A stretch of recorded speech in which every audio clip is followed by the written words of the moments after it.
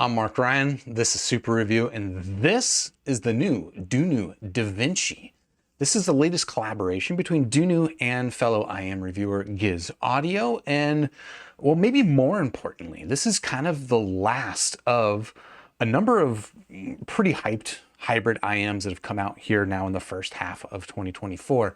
You know, there was the Hype 4, there was the Dusk, there was the Elysian Pilgrim, and now finally here we've got the Dunu DaVinci in the flesh. And I can say up front right now that of that bunch that I just outlined there, the DaVinci is the BASSY one, okay? And it's also the cheapest one at just $300. And now for $300, what you're getting is a hybrid IEM. It's got double dynamic drivers for the bass, and then it's got 4 balanced armatures covering the mid-range and the treble. And how does it sound exactly? Well, apart from BASSY, we're going to talk about that a little bit more in the future. So for the past couple of weeks, I've been living with the DaVinci and comparing it with those other hybrid IEMs that I just mentioned to figure out where does this thing land in the mix. And I don't know, what overall do I feel about this IEM? And that's what we're going to talk about today. So before we get into that, I guess a quick shout out to HiFiGo for sending in the DaVinci for review. If you want to check out the DaVinci, anything else that HiFiGo's got, check them out. I've got them linked in the description down below. But with that out of the way, let's dive into the table, start talking about the physical form factor on this IEM, the build quality, what comes inside the box, and then we'll get into talking about the sound and make some head-to-head comparisons with those other IEMs. So without further ado, this is what you get inside the box. Here's the box itself. It's a nice looking box, pretty typical of a Dunu box, and the accessory spread that you get is also pretty typical of Dunu, which is generally really quite good, actually. Let me show you this carry case first because I like it. It's a nice little carry case. It's a semi-hard shell, maybe a little bit larger than like a pocketable carry case, but this is like my ideal, just about my ideal. As far as a portable carry case. I like the way that Dunu does them, and that's a nice looking one right there. Apart from that, you also do get a little eyebrow brush to, yeah, I don't know, clean your earphones or something like that. You also get a trio of different types of silicone ear tips. Interestingly, no foam ear tips, but 3 different styles of silicone tips. And for me, that's okay, because I'm not a big fan of foams personally. But let me throw these things on the side so you can kind of get a sense for how they differ. And they do come in 3 sizes of each of them. I just kind of wanted to show you one of each. These are all the larges to give you a sense. This is Dunu's candy tip, which is kind of like a short umbrella, somewhat narrow nozzle tip. That's generally the one that I like the best. This is their standard silicone that kind of dates back a while ago. These are a little bit on the stiff side, but you can see that the umbrellas are a little bit longer. They are a little bit more bulbous. And because of that, these end up like locking into kind of like the outer part of my ear canal pretty well. And then these are Dunu's SNS tips, or as I prefer to call them, the Dunu Lini, because it looks like a pasta. I frankly am not a big fan of these tips, but I know a lot of people are, so it's cool to see them included here. They are somewhat thin-walled and obviously pretty boxy in their shape, and because of that, they work well for some people, not so much for other people. Mostly I just don't like the way they look, so I don't know. I don't give them a fair shot. That's on me. But that said, I ended up not using any of these tips. I think I did start with the candy tips because, like I said, of the bunch, that is my favorite generally. But when it comes to this particular IEM, we'll talk about which tip I'm using in a little bit and why I switch tips, but that's pretty typical that I switch tips. So nothing outstanding there. Okay, before we talk about the IEM itself though, let's talk about these, which are just little swappable terminations for your cable. Actually, this one's just a standard 3.5 to 6.3 mil, which is nice to see included in the box, but I'm not using it. This one, however, is a little bit more interesting because this is a 4.4 millimeter balanced swappable thing that goes on here. So this is actually Dunu's new swappable termination mechanism, and I gotta be honest, I like it. So this thing unscrews here, then the tip pops out, and then you add this, and hopefully I did that in the correct orientation. You screw the sleeve back on, and now I've got a balanced cable. And I think that is a nice, tidy way to do that because it's really not adding any significant amount of bulk to this termination, and yet you get balanced or single-ended 3.5, depending on what you want. Personally, I'm a single-ended guy, so I didn't end up swapping it until just now, just you saw it, but I had played around with it a little bit. So anyway, yeah, that's what you get inside the box. Let's go ahead and move this stuff aside and talk a little bit more about this cable, because Dunu generally does some really nice cables, and this is no exception. I don't know what particular model name this is, because a lot of the times they're cables they sell separately. You can buy them separately and they have different model numbers, but this is a good one. It's a little bit on the stiff side, as you might be able to see. It's a little springy, but generally I didn't have a problem with that personally as I was using this. I just really like this cable. It's a little on the thick side, a little bit on the stiff side, but generally behavior is quite nice. You can see it roadie wraps very tighty, and that is important for me because I like my IEMs to just, you know, sit nicely on the table and not fight me. And look attractive, and the cable here does a good job of that. Now there is a, let's see, punch in on that real quick. We do have a pretty small Y split, which is something I like to see. And we have a chin cinch, which is just a little plastic clip. Not super fancy, but it does stay in place. So I really have no complaints about that. And then of course you've got your preformed ear hooks. Let me get this thing in order so you can take a look at them. Pretty standard preformed ear hooks and your pretty standard 2-pin connector. So yeah, this is a swappable cable. If you, for whatever reason, you wanted to throw another 2-pin cable on here, you could. You do just want to make sure that you get something that has somewhat of a protrusion here, a little plastic protrusion, because the connector is pretty recessed here on the DaVinci. Something that Dunu does. Frankly, I think it's a good design, but it is, I guess, just notable because not all cables have that protrusion and they're not going to end up fitting. But most of them do. Most of them do. All right, so yeah, I really do like the cable, but that's going to bring us into talking about, let me wrap this back together. Let's talk about the earpieces next, which I'm not as enthusiastic about the earpieces as I am about the cable. I mean, the aesthetic on it is interesting. They describe this as a stabilized wood, which is kind of cool. And because of that, all of them look pretty different. Like if you go on their website, again, if you look in Hi-Fi Go's link in the description, you'll see there's a bunch of different examples of what your Dunu DaVinci could look like. I gotta say though, the set that I got, I like kind of like the coloring and like the almost like a burnt sort of aesthetic to the wood pattern. But I think, I don't know, just the way that the wood grain came across in mine, it almost looks a little bit insect-like. And yeah, I don't know, it's okay looking. I'll say that, it's okay looking. I generally like the motif. I like what they're going for, and maybe you'll be luckier and get a more attractive set. As far as the rest of the shell goes, you know, it's kind of a typical plastic shell. I actually didn't even notice this now until just now, while we've got light on it, but it is like a smoky translucent. So if you shine enough light on it, it looks like you can see the dynamic driver in there, as well as the balanced armatures up here. But for the most part, consider this not a clear shell. You're not going to be looking in and seeing the driver design and stuff in super detail.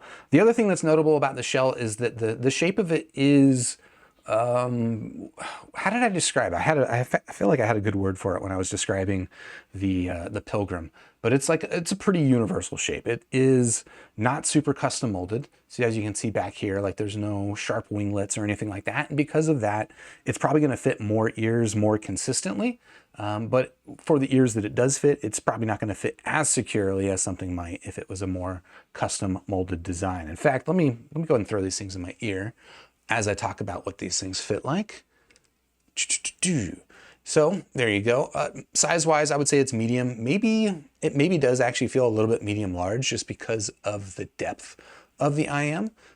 But generally I find it pretty comfortable. Again, it's just not the most secure fitting in terms of like latching into the folds of my ears and stuff like that. But generally I didn't really have a problem with it. It kind of reminds me a lot of actually the Dunu Mirai that I recently reviewed. I don't have that on hand to compare directly, but I wouldn't be surprised if the shell shape is actually the same. The nozzle, however, on this one seems like it's not quite as long. So I wouldn't, you know, I did have a little bit of a quibble with the length of the nozzle of the Mirai, whereas the DaVinci here, I would say that I don't really have any quibbles with it. The one thing I will say is that I do find that it's important to get the fit on this thing as deep as possible. We'll talk a little bit more about why that plays into the sound in a little bit, but that for me was important, was that when I was initially wearing this, I mentioned I was wearing it with the Dunu candy tips. I think I was using a medium size and it fit more or less like comfortably in the same amount of comfort as I'm getting right now. But it didn't quite insert into my ear as deeply as I'm getting with this smaller tip that I'm using now, which is a Soft Ears Ultra Clear.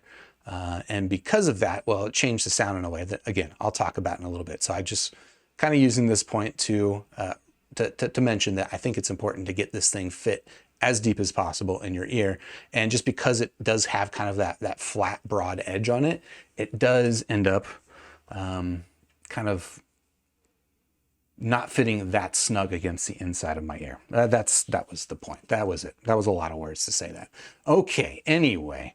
Yeah, so that is generally the build form factor, what you get on this earphone. Pretty good stuff for 300 bucks. Like, honestly, this cable is pretty impressive for a $300 IEM, and the build quality is generally quite nice. So that will lead us into talking about the sound here on the Dunu DaVinci. This is what everyone wants to know about, the sound.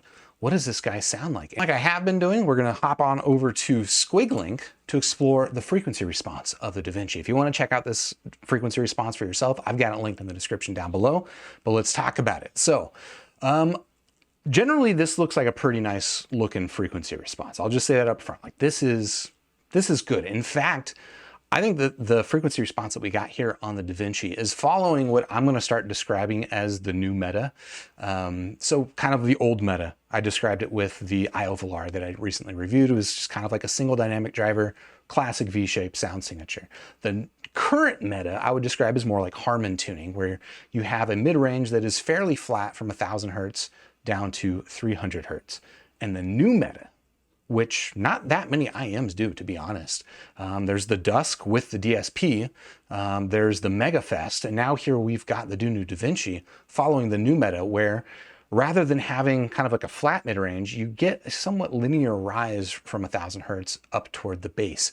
And in my experience, why I personally like this, why this is what my neutral target is it gives it a little bit more fullness and less of a clinical sound signature to it. So that's something I really like to see in the frequency response here of the DaVinci. Now, what I will say is that despite all that stuff I just said about the mid-range, I don't think that this is really a mid-range focused tune. And a lot of that comes from what I talked about earlier in introducing this IEM, is that this is a bassy boy. This is a very bassy set.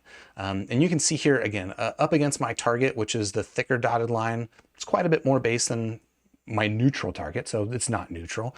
But you can even see this lighter dotted line. This is Harman target, which is not like a super bassy target, but it's bassy.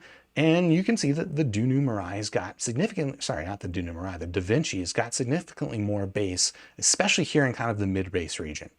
Now up here in the treble, it's somewhat on the relaxed side, but what I will say about this sound signature when it comes to listening is I just generally find that it does sound bassier than I was kind of expecting. Again, given it was following kind of that new mid-range meta, it's not as vocal focused as I was expecting. The bass does kind of crowd out the vocals.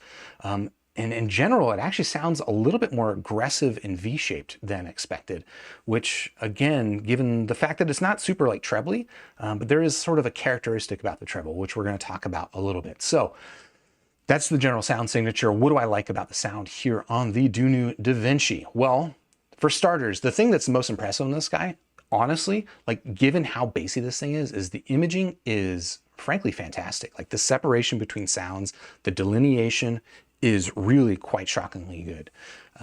It's just really strong, despite, again, it's so bassy that you would kind of expect it to have sort of problems with that, like bleeding into the mid-range and smearing things up. It really doesn't do that in terms of, again, that definition between sounds. Now it does maybe crowd out the vocals, but it doesn't really come at the expense of like the definition of everything, all right?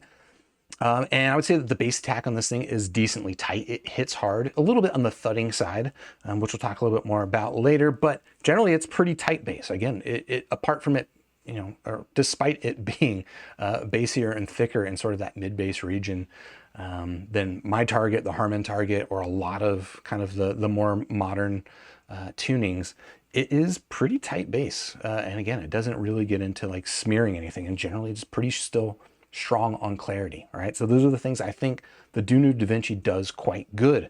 The things that I don't love about the DaVinci, and there are some things, there are some trade-offs with this, is that honestly, I do find that, you know, while the bass doesn't smear up the detail and the separation and all that definition, it does still end up being pretty dominant in the mix, okay? And I just find that to be a little bit on the distracting side, okay? I find that it crowds out vocals, and even things like guitar attack can sound a little bit muted on this guy because that bass is just so dominant. Now with some tracks, if you're listening to music that is not particularly bassy, or maybe the bass is just tuned in a balanced way, it's not necessarily going to be a problem. If you're listening to stuff that is mixed pretty bassy, and I'm thinking right now like Cigarettes After Sex. I listen to a lot of Cigarettes After Sex. It's kind of like I don't even know what you want to call it, like dream poppy guitar, a lot of bass guitar, okay? It's just kind of these long, big, thick bass guitar strums. And here on the DaVinci, I find it a little bit on the droning side, if I'm honest. Now, again, part of that is the mix, because it is a bassy mix, but if you're listening to a bassy mix on a more neutral IEM, it's gonna sound like a bassy mix. And if you listen to a not bassy mix on a more neutral IEM, it might sound a little bit not bassy, a little bit lean. And that's kind of the trade-off that you get when you get a set that has that bassiness mixed into it to the degree that the DaVinci does, okay? Now on the character of that bass, I described it as like generally having pretty good sense of attack and definition. And generally just definition is very strong here on the DaVinci. But what I gotta say is that I would say that the bass here on the DaVinci, it's got a little bit more of like a thud to it and less of a rumble. The analogy that came to mind as I was like writing out notes for this was, it's kind of reminds me of like hitting the side of like a large bucket, where it's just kind of got like this thunk, but not so much of that deep. You got that? You got that? That's the technical term. And it certainly can dig deep, but I think because the, again, just that dominance of that mid bass, the character of it that I find becomes dominant is more of that thuddiness and less of that digging deep. And overall, that kind of gives it kind of like a dry character to the sound. And that might also be coming in part from the treble. So there's like a thuddiness to the bass, a little bit of a dryness in sort of the treble presentation that overall gives this a somewhat abrasive, aggressive character to it. And yeah, I guess just a little bit more on that treble timbre. That is actually why I am playing around with tips on this IEM so much. I started here with the candy tips, which gave me a really nice fit. I like these tips generally, but I couldn't shake just kind of the impression that the treble had a little bit of like a dry, kind of scratchy character to it. So I did some tip rolling. I think I initially landed on velvets, which improved it a little bit, but didn't totally get rid of it. And then eventually, finally landed here on the soft ears ultra clears, which they did allow me to fit this IEM deeper into my ear, and that helps with the treble timbre. It still comes across a little bit on the dry side, a little bit crunchy, but no longer has kind of like that irritating, scratchy character that I was getting initially with the candy tip. So I don't love the treble timbre on this. It can be improved with tips, at least in my experience, but it is still a little bit on the dry side. So that's generally what I think about the sound here on the Dunu DaVinci. But like I mentioned, there's some other IEMs that have been in and out of this studio for the past recent months, and I feel like we should talk about them all in kind of the context of each other. Now, I will be honest that the price range on these is spreading somewhat of a gamut. Like the DaVinci is one of the cheapest here on the table. And in some ways, maybe this comparison isn't totally fair because of that. Not that price necessarily equates to better sound quality, but if you're shopping for something at $300, you're probably comparing it to other things at around $300. The reason I make this exception is that these are all the IEMs that people are talking about right now. And I think that these are generally what people have top of mind when they're trying to decide how to spend their money right now. If you've got $300 to $400 to spend on IEMs, this is the lot that you should probably be thinking about, okay? And rather than go through them like one-on-one in comparisons with the DaVinci, and rather than talk about how the bass on this one compares to the bass and the mids and that can get tedious. And honestly, a lot of the times I feel like that doesn't even necessarily get across in the best way. Like what is the reason for wanting any of these IEMs, and what is the reason maybe why you wouldn't want any of these IEMs. So I'm going to go through each of these one by one and kind of give you the pros and cons of them, and I'll let you decide what you think would be, you know, more important for you. And we're actually going to start with this is the binary cross Giz Audio Chopin. So this is Timmy's previous collaboration with Binary Audio. This one came out last October. And maybe not a lot of people are still talking about this one, but I'm bringing it up because, well, one, we're talking about another new Timmy collab, but also because I think this thing is kind of underappreciated. This thing is really, really quite strong. What I like about the Chopin, it's got fun boosted bass with a nice sense of contrast in the sound signature in general. Pretty smooth treble as well. I would say that the weakest part of the Chopin is the stereo separation. It's decent, it's not bad, but it does come across a little bit more cohesive and sort of less defined than some of the other IEMs on this table. And that tonality, while the contrast is nice against the boosted bass, and this does have a lot of bass, it is maybe more contrasty than rich. So if you're looking for like that rich vocal content, this does a decent job of it, but it's definitely not the best here on the table. The other one I wanted to talk about is the The Audio Hype 4. Oh, actually, briefly, I'll just mention this. This guy's only 200 bucks. This is actually the cheapest one on the table. The Hype 4, this one's 400 bucks. This is one of the more expensive ones on the table. And I could have brought in the Hype 3 or the Hype 2, which is actually the same price as the DaVinci, but this is still the one that people are talking about. And frankly, I like this one better than the Hype 2, so I don't know. Anyway, what I like about the Hype 4 is that of all the IEMs here on the table, I would say that this one has the widest stereo imaging. It's maybe too much bass, but it is pretty tight in the attack, and it's kind of a lot of fun if you're into a bassy set. What I dislike about the Hype 4 is, okay, yeah, the bass can be a little bit on the too dominant side. I think not as much as what you get on the DaVinci. It's going to depend on what you're listening to, but I do think that this is a little bit more sub-bass focused. So while it can still be a little bit too dominant and even a little bit too punchy in the mid bass, it doesn't come quite to the point of the DaVinci, where the DaVinci is just like, whoa, where's that coming from?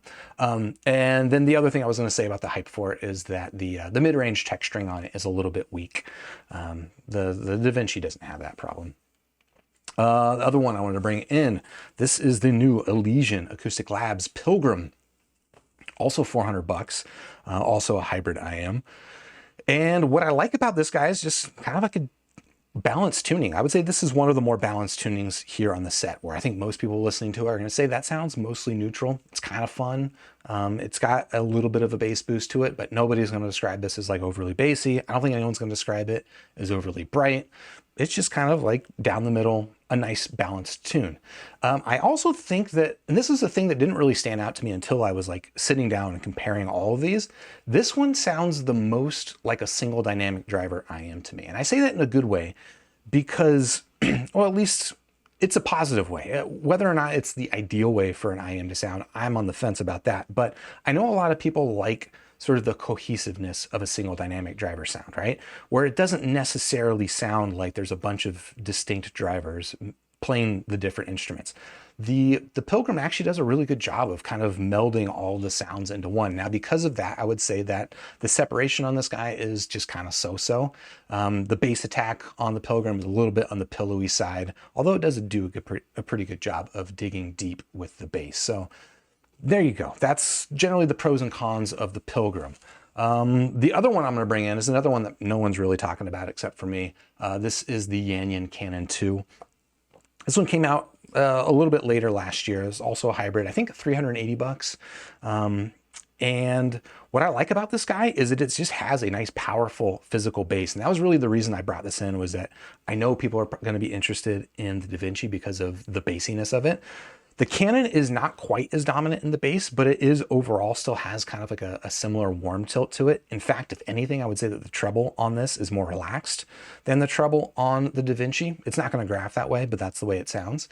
And yeah, generally it's just like, it's bassy, but it still has like a nice balanced tuning to it. And also still gives you really good sense of texturing, no muddiness in the bass.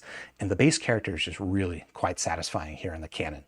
What I dislike, it's maybe, you know, a warmer tune than my preference, and because of that, it does lead to somewhat of a narrow, congested sound, whereas I do think that the DaVinci does a better job with that. But that is the Canon, and finally, the Moondrop Cross Chronicle Dusk. What I like about the sound on this guy is that it is nice and incisive, very strong sense of separation, very strong sense of that stereo imaging that I really like. And it also gives me just a really fantastic transparency on vocal texture. That is what I love about the Moondrop Blessing, the original Dusk, the Blessing 3, even the S8, and now here with the Dusk is just, it's awesome.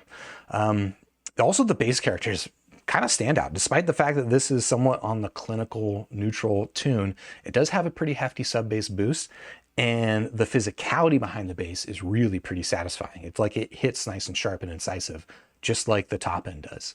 What maybe I dislike about the tuning on this, and this is describing the Dusk in its analog form, is that it can come across a little bit clinical, can sound somewhat thin with certain recordings. But overall, I find this to be more balanced tuning than the Blessing 3. And generally, this is probably my favorite IEM on the table. I'll just say that. And then finally, the DaVinci. How does it stand up in this bunch? What I like about it is that it has that strong, incisive separation, really nice imaging on this guy. Again, despite the bass dominance, that's pretty impressive. What I dislike is that the bass is, in my opinion, it is too dominant. It does crowd out the vocals, and then probably more so the thing that bothers me about this set, honestly, is that treble timbre.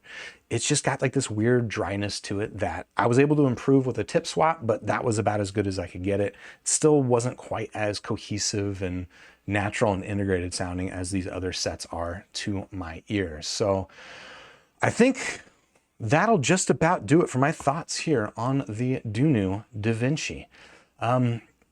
Yeah, I don't know, out of 5 stars, I'm gonna give the DaVinci a solid 3 stars. I think that despite it having some really, you know, unique standout features here, it is probably my least favorite IEM of the bunch on the tables. It's just a little bit too bassy for me, and that treble timbre distracts a little bit, while the imaging is really pretty impressive. And if you're looking for a nice bassy set that has pretty still standout imaging, the DaVinci is not a bad option.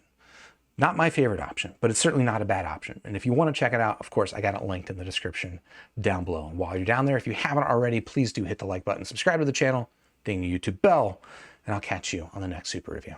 Cheers.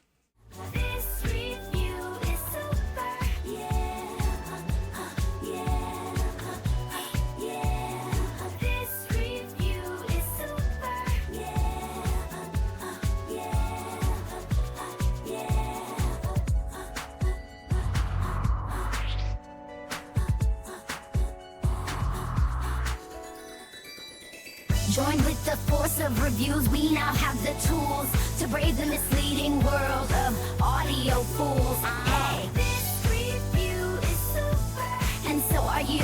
Grab your headphones, sniff a graph, and share your thoughts in this pursuit. Let's get the